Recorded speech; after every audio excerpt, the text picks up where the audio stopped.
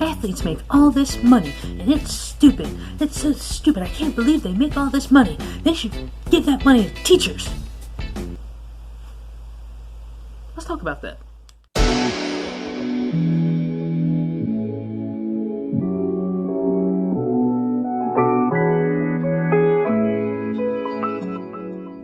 Welcome back to Personal Finance for Us, and the subject of today's video is the harsh truth about value and money.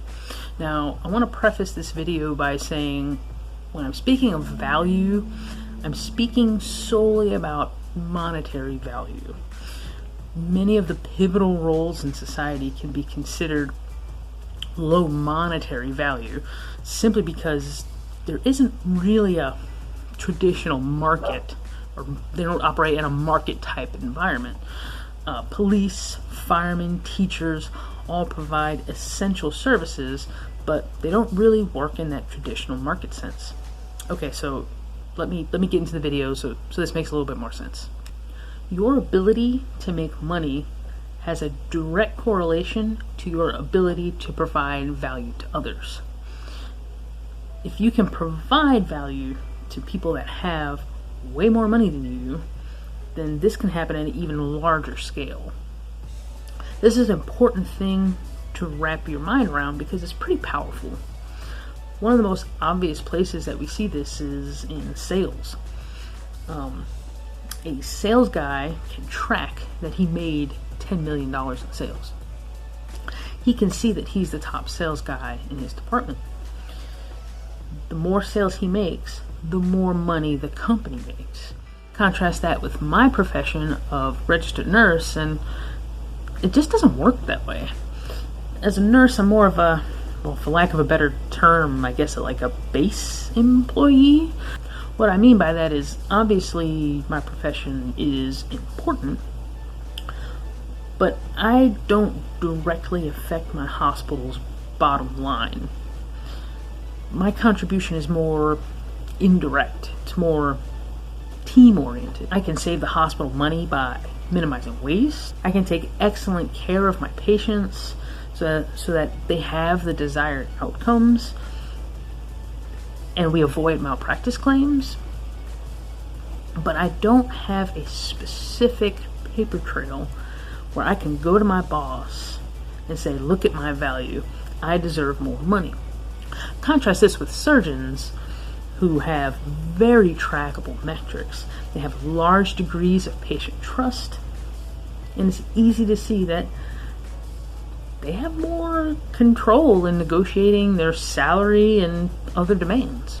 I have seen people come from 2 hours away because they want that surgeon to be the one to cut them open.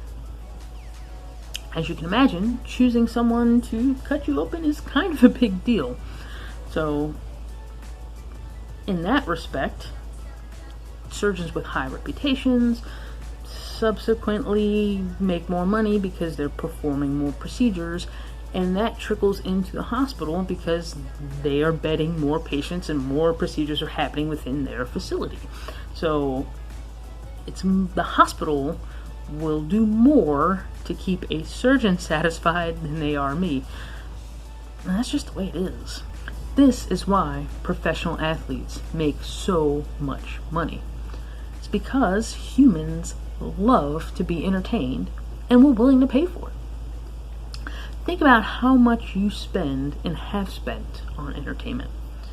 Every time you've gone to a sporting event, the movies, bought cable service, bought a pay-per-view event, or even just gone mini golfing, you've paid for entertainment. With sports, adding TV rights, advertising, memorabilia, and apparel in sports have become a multi-billion-dollar industry. So yeah, somebody gave Patrick Mahomes a $500 million contract. But it's not because he can throw a football. It's because they know that we are going to buy shirts with his name on them, buy season tickets. If we can't see him play in the stadium, we're going to buy cable packages to see him play. And think about it.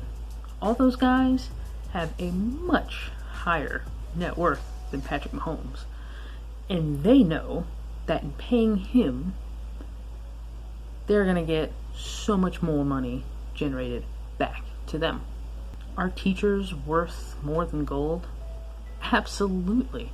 They're fundamental to our society.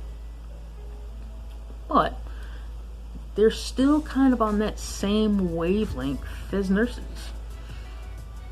Plus, public school teachers get paid off of tax dollars, and we try everything in our power to reduce our tax burden and pay less taxes, but we'll gladly fork over that money for the Mahomes jersey. So, if you really want to make more money, there's the secret. It isn't just about going to college and going for a particular profession, although obviously those things help.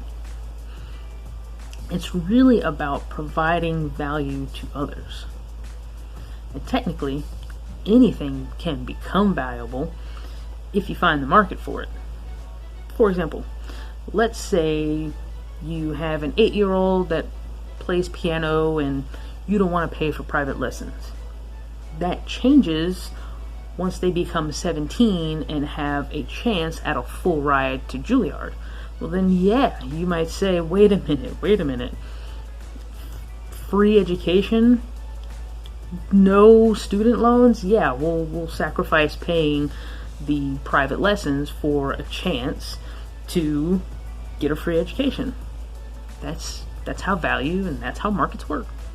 So, what are you naturally good at?